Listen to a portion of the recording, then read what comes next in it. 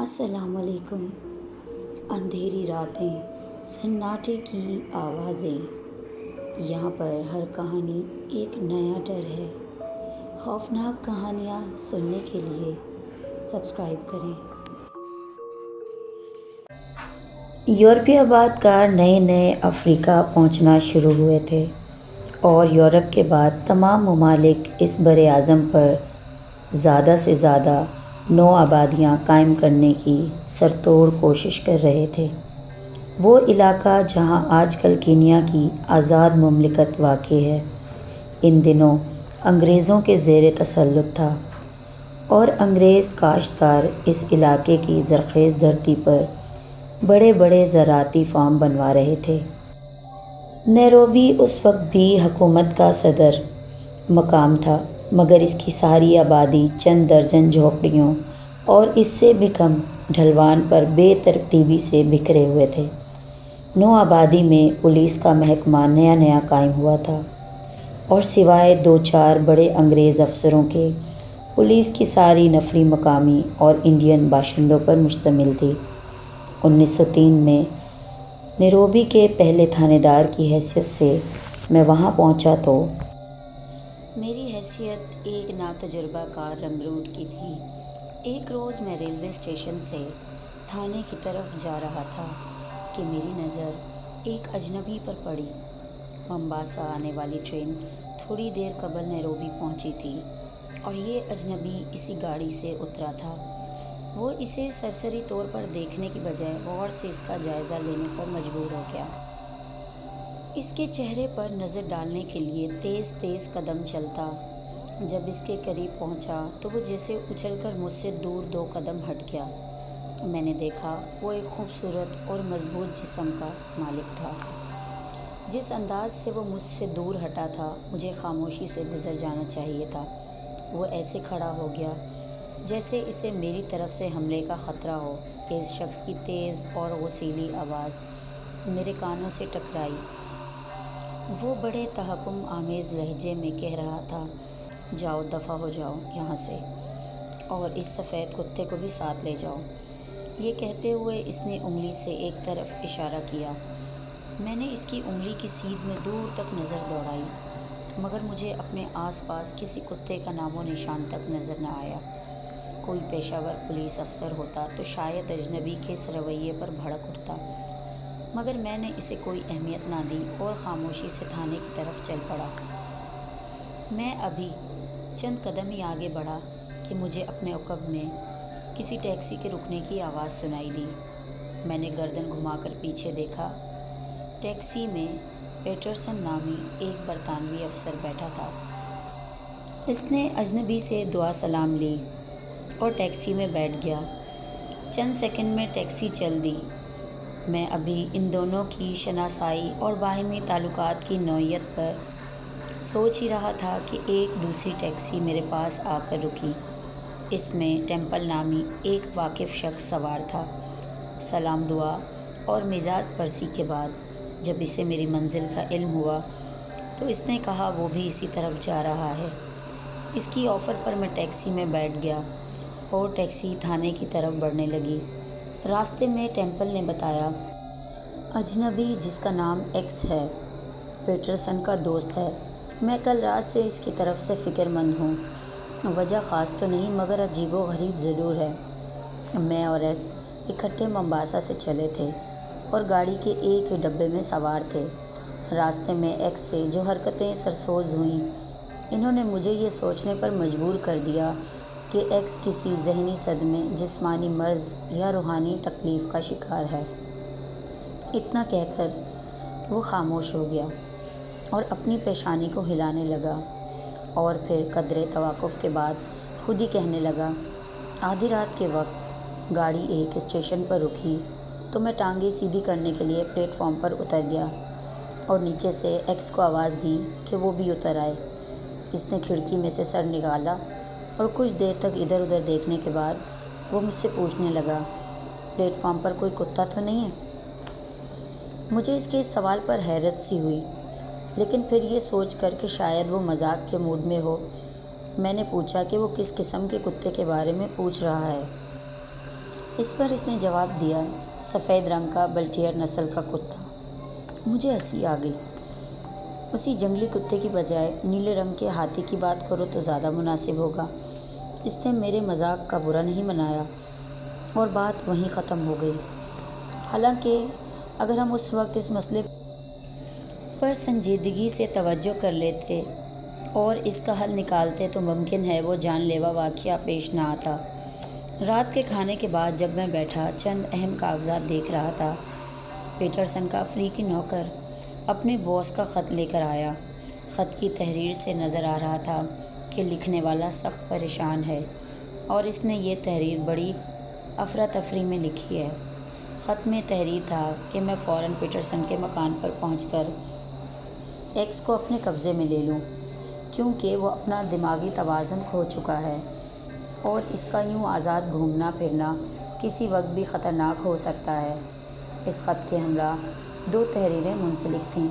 ان میں ایک مقامی ڈاکٹر کا سرٹیفکیٹ تھا جس میں اس نے ایکس کے پاگل پن کی تصدیق کی تھی، اور دوسری تحریر مقامی مجسٹریٹ کی طرف سے تھی جس نے چشم دید حالات کی بنا پر ایکس کو خطرناک پاگل جان کر نظر بندی کا حکم دیا تھا۔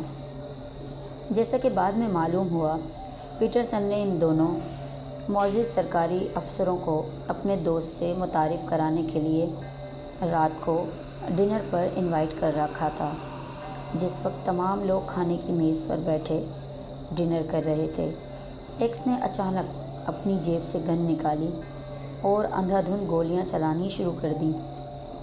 مہمانوں اور پیٹرسن کے لیے یہ حرکت اتنی غیر متوقع تھی کہ اسے اس حرکت سے باز رکھنے کی بجائے وہ خوف سے سہم گئے اور اپنی سلامتی کی دعا مانگنے لگے۔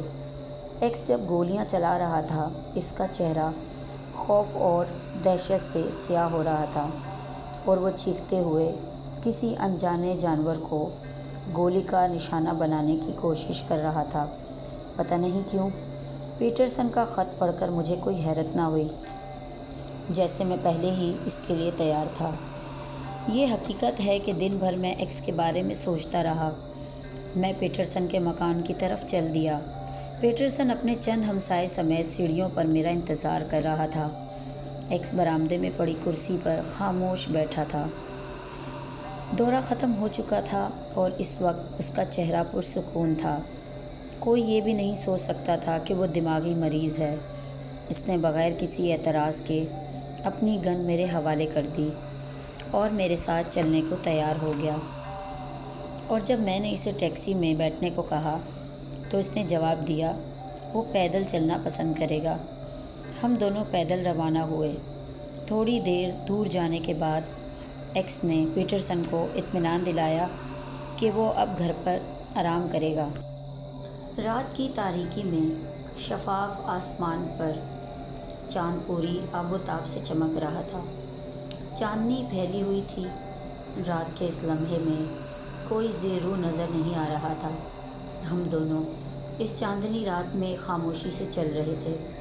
کچھ دور تک یوں ہی چلنے کے بعد مجھے اچانک ایکس کے اعتبار اور چال میں تبدیلی کا احساس ہوا۔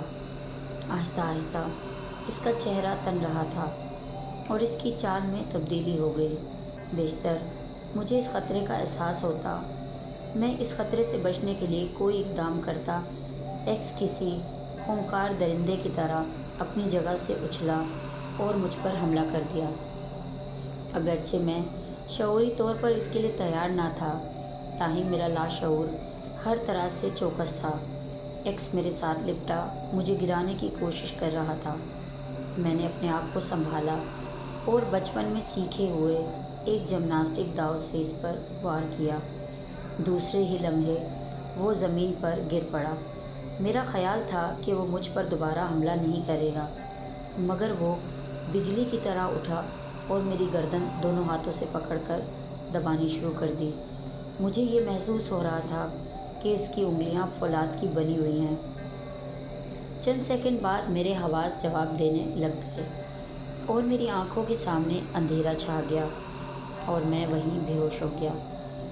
ہوش میں آنے کے بعد میں نے دیکھا کہ ایکس کے دونوں ہاتھوں پر ہتھکڑی لگی ہوئی ہے اور مسٹر کرک مجھے سہارا دے کر اٹھا رہے ہیں۔ کرک کی بروقت آمد میرے لیے رحمت سے بڑھ کر ثابت ہوئی، ورنہ جنونی ایکس مجھے اس کا ٹھکانے لگا چکا ہوتا۔ ایکس کچھ عرصے تک مسٹر کرک کے کمرے میں نظر بند رہا۔ ایک روز ایکس کا ایک دوست آ گیا اور اس نے آفر کی کہ وہ اسے رکھنے کو تیار ہے۔ مقامی حکام جو اس خوامخواہ کی ذمہ داری سے تنگ آ گئے تھے، فوراً رضامند ہو گئے اور مجھے حکم دیا کہ میں ایکس کو اپنی نگرانی میں اسے ان کے دوست کے پاس پہنچا دوں۔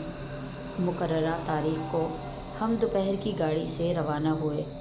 راستے میں ایکس نے کوئی حرکت نہیں کی۔ اسٹیشن پر اس کا دوست موجود نہ تھا۔ اسٹیشن ماسٹر نے ہماری سہولت کے لیے کمرہ کھول دیا۔ ایکس نے ویٹنگ روم میں گھستے ہی چائے کی تیاری کا حکم دیا اور چائے خود تیار کرنے لگ گیا۔ ایکس نے بڑی نفاست سے چائے تیار کی اور ہم نے ابھی چائے کے 2-3 گھونٹ ہی پیے تھے کہ اچانک مجھے میز ہلتی ہوئی محسوس ہوئی۔ میں نے چونک کر ایکس کے چہرے پر نظر ڈالی۔ اس کی حالت دیکھ کر میری روح فنا ہو گئی۔ ایکس اٹھ کھڑا ہوا۔ اس نے ایک جھٹکے سے میز اور کرسی کو اتنا آگے دھکیل دیا کہ میں میز اور کرسی کے درمیان پھنس کر رہ گیا۔ ایکس اس حالت میں میرے مقابل کھڑا تھا کہ اس نے ایک ہاتھ پر اپنے جسم کا سارا بوجھ ڈال کر میز کو دبا رکھا تھا اور دوسرے ہاتھ سے ایک خالی بوتل میرے سر پر تان رکھی تھی۔ مجھے کوئی راہ دکھائی نہ دی تو میں نے اپنا سر بچانے کے لیے منہ کے سامنے بازو کی ڈھال بنا لی۔ ایکس نے پوری قوت سے وار کیا اور بوتل میری کہنی سے ٹکرائی ہوئی میز سے ٹکرا کر آدھی ٹوٹ گئی۔ ایکس نے دوبارہ وار کرنے کے لیے ہاتھ اٹھایا۔ اس کے ہاتھ میں اب ٹوٹی ہوئی بوتل تھی۔ ٹوٹنے کے بعد بوتل ایک خطرناک ہتھیار بن گئی تھی۔ اب ایکس کے ہاتھوں مجھے اپنی موت یقینی لگ رہی تھی۔ میں نے بے بسی سے آنکھیں بند کر لیں اور سوچنے لگا کہ اب ایک لمحے میں میرا کام تمام ہونے والا ہے۔ اچانک ایکس کے منہ سے تیز چیخ بلند ہوئی اور وہ مجھے چھوڑ کر دروازے کی طرف لپکا۔ اس وقت جب میں اپنی زندگی سے مایوس ہو چکا تھا، اس کا آخری وقت میں ایکس کے یوں بھاگ اٹھنے پر مجھے سخت حیرت ہوئی، لیکن مجھے اب بھی یقین نہیں تھا کہ خطرہ پوری طرح ٹل چکا ہے۔ چنانچہ میں اپنی جگہ سے اٹھا اور میں نے دونوں ہاتھوں سے کرسی اوپر اٹھانی چاہی، مگر میری زخمی کہنی میں اس قدر ٹیس اٹھی کہ میرے منہ سے بے ساختہ چیخ نکل گئی۔ تاہم خطرناک صورتحال کا تقاضا تھا کہ میں کہنی کی تکلیف کو نظر انداز کر کے حفاظتی اقدام کروں۔ پس میں نے ایک ہی ہاتھ سے کرسی اٹھائی اور اسے ڈھال کی طرح تان لیا۔ اس دوران میری نظر ایکس پر پڑی۔ کچھ دیر پہلے اس کے چہرے پر قاتل کے اثرات تھے اور وہ بوتل تانے کمرے کے درمیان کھڑا اور یوں پینترے بدل رہا تھا جیسے کوئی شخص کسی کتے کے مسلسل حملوں سے بچنے کی کوشش کر رہا ہو۔ اچھل کود کے دوران اس کے منہ سے بار بار یہ الفاظ نکل رہے تھے: سفید کتا، سفید کتا، خدا کے لیے اسے یہاں سے لے جاؤ، خدا کے لیے مجھے اس سے بچاؤ۔ وہ سفید کتا کہاں تھا جس سے بچنے کے لیے ایکس یوں دیوانے وار اچھل کر اور اتنی بے بسی سے اسے دور لے جانے کی درخواست کر رہا تھا؟ میں نے یہ دیکھنے کے لیے سارے کمرے میں نظر دوڑائی، وہ مجھے کہیں نظر نہ آیا۔ اب ایکس کی پشت دروازے کی طرف تھی اور وہ یوں بچتا بچاتا قدم با قدم پیچھے ہو رہا تھا جیسے وہ کتا اچھل اچھل کر بار بار حملہ آور ہو رہا ہے، مگر کتا کہیں موجود نہ تھا۔ اسی اثناء میں ایکس دروازے کے پاس پہنچ چکا تھا۔ وہ بجلی کی طرح اپنے قدموں پر گھوما اور دروازے سے نکل کر دونوں پٹ اس طرح بند کیے جیسے وہ کسی کتے کو اندر بند کر رہا ہو۔ اس کے بعد وہ تیزی سے بھاگ نکلا۔ میں نے کمرے میں ادھر ادھر دیکھا۔ دروازہ اس طرح بند تھا اور میں کمرے میں تنہا کھڑا تھا، مگر اس کتے نے جو وہاں موجود نہ تھا میری جان بچا لی۔ ایسا معلوم ہوتا تھا کہ قدرت کو میری زندگی منظور تھی، اس لیے عین اس وقت جب ایکس کے ہاتھ میں ٹوٹی ہوئی بوتل میرے لیے فضا کی تلوار بن گئی تھی، یہ سفید کتا جو کہیں بھی موجود نہ تھا وہاں آ گیا اور ایکس نے خوفزدہ ہو کر مجھے چھوڑ دیا۔ ایکس کو بعد میں گرفتار کر لیا گیا اور مینٹل ہاسپٹل میں بھیج دیا گیا اور اس نے وہیں وفات پائی۔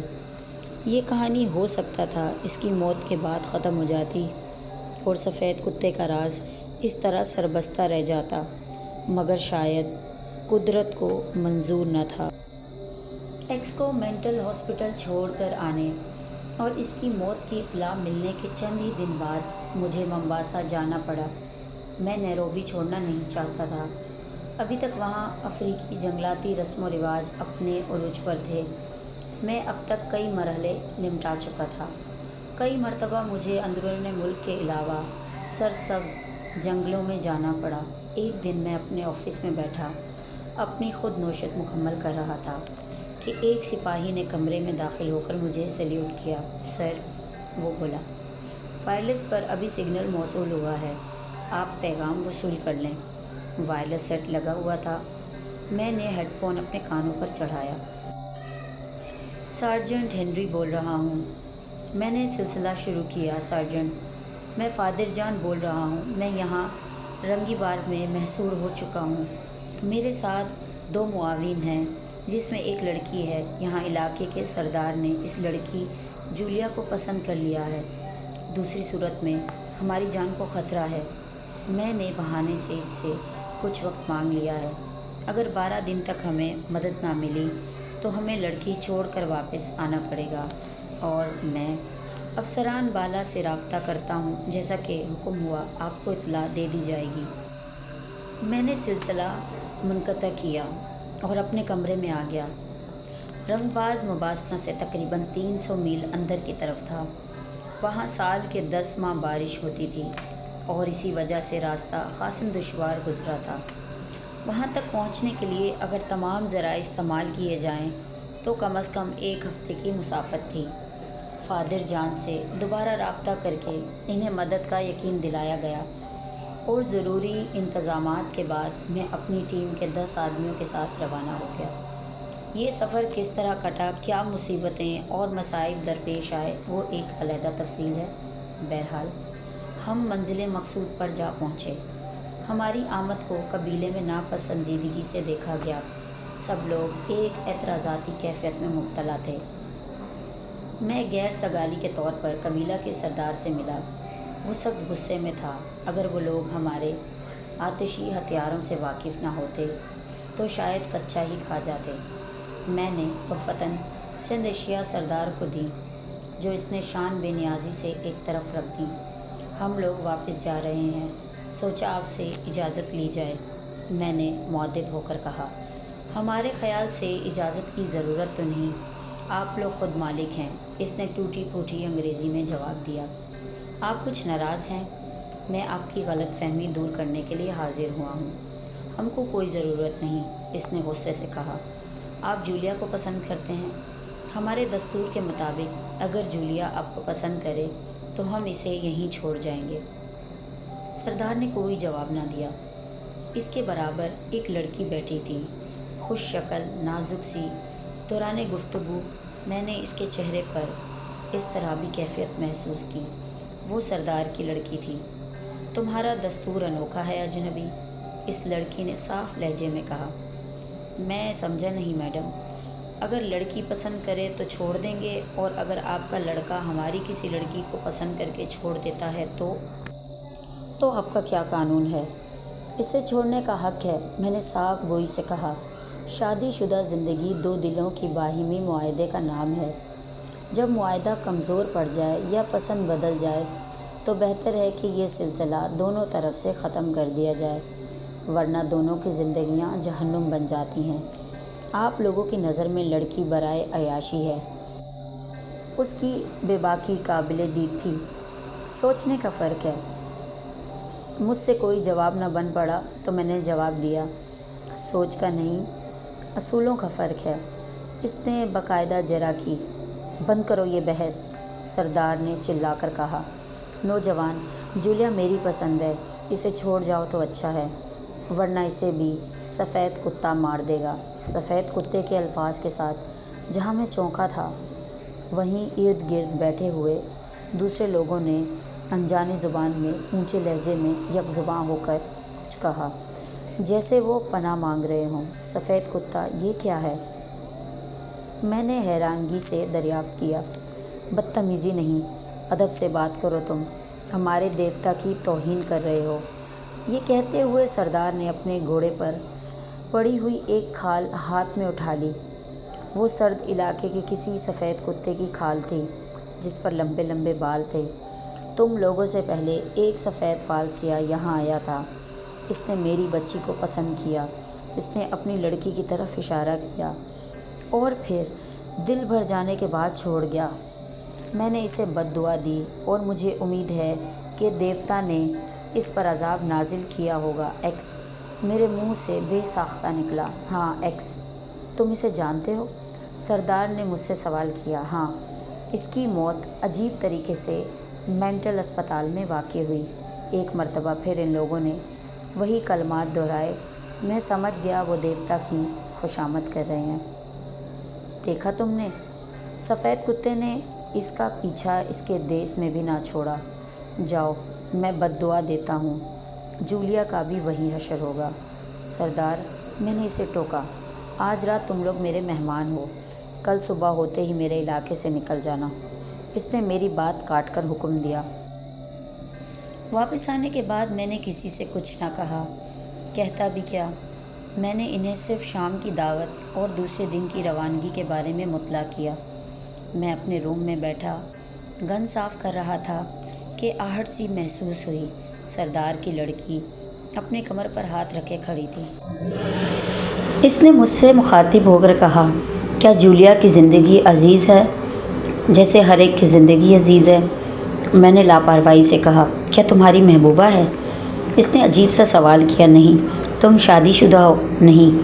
تمہارا اس گفتگو سے کیا مطلب؟ میں نے سوال کیا۔ جولیا واقعی مر جائے گی، میں نہیں مانتا۔ تم اپنی آنکھوں سے ایکس کا حشر دیکھ چکے ہو، اس نے مجھے یاد دلایا۔ میں خاموش ہو گیا۔ تم کیا چاہتی ہو؟ میں نے پوچھا۔ میرا خیال تھا کہ وہ کسی سودے بازی کے لیے آئی ہے یا ڈرانے دھمکانے کے لیے۔ میں عقب میں چاہتی ہوں۔ اس نے مسکرا کر کہا، کیا مطلب؟ مطلب صاف ہے، میں اپنے قبیلے کی نظروں میں اپنی عزت کھو چکی ہوں۔ میری ضد پر میرے باپ نے ایکس کے ساتھ شادی کی تھی جو بے وفا نکلا۔ اب ہمارے رسم و رواج کے مطابق مجھے ساری زندگی بغیر شادی کے رہنا ہوگا۔ یہ ظلم ہے، میں نے اقرار کیا۔ کیا میں تمہیں اچھی لگتی ہوں؟ اس نے جنگلی انداز میں کہا۔ میں نے نظر بھر کر اسے دیکھا۔ وہ واقعی حسین تھی، اس کے جسم میں بلا کی کشش تھی۔ تم خوبصورت ہو، میں نے اقرار کیا۔ کیا تم مجھے ساتھ لے چلو گے؟